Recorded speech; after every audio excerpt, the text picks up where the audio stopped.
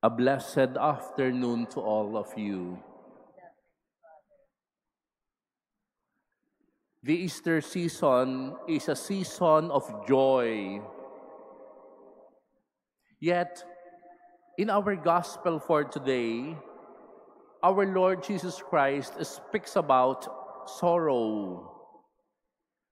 This seeming contradiction invites us into a deeper understanding of our joy as Christians.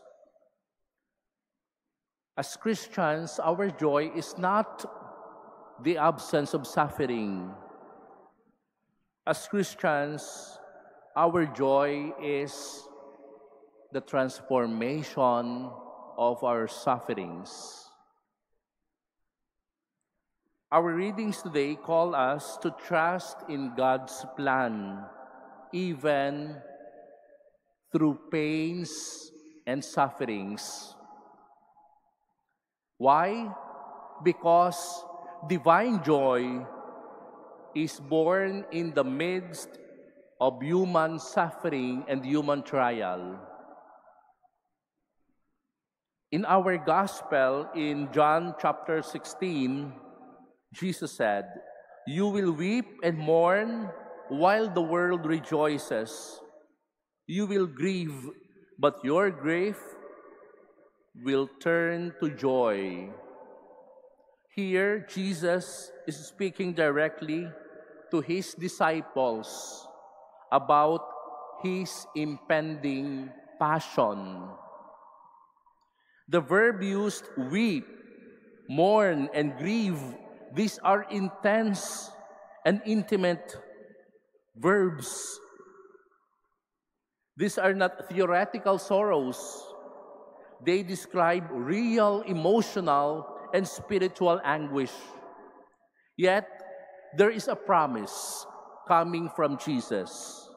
Your grief will turn into joy. Please take note of this. Jesus does not say your grief will be replaced by joy. No. Instead, Jesus said, your grief will turn into joy. It is a kind of transformation rather than substitution. And this is critical. The same event that causes sorrow becomes the very source of their joy at the resurrection. There is a biblical pattern which is suffering redeemed becomes joy. Jesus uses the analogy of a woman in labor. Maybe for some of you who have experienced real pain during labor, you would agree to this. There is really suffering and pain in labor. But there is also immeasurable joy after giving birth. Sabi nga ng ibang mga nanay, kapag daw sila'y nagle-labor, walang kapantay yung sakit, yung pain, yung paghihirap.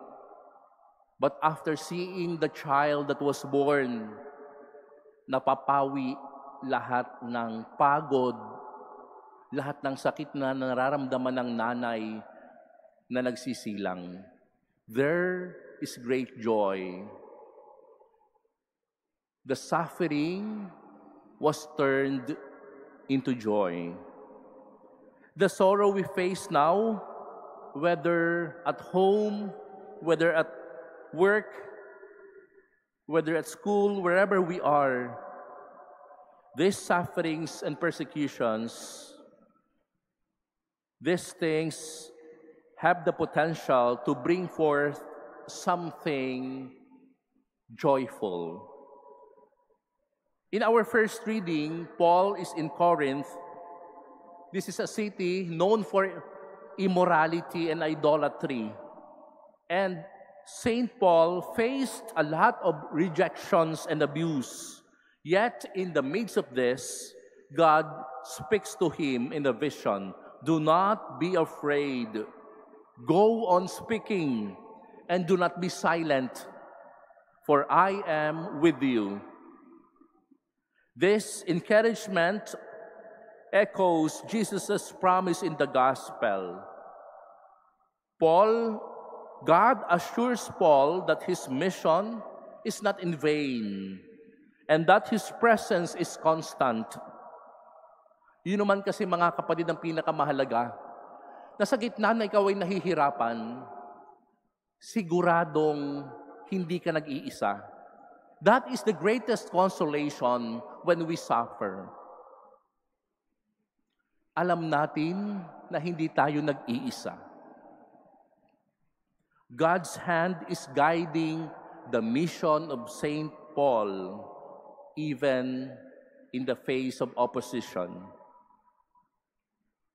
So, my dear sisters and brothers, let us continue looking at the message of the gospel and of our readings for today, that the sufferings that we have right now will be turned into joy.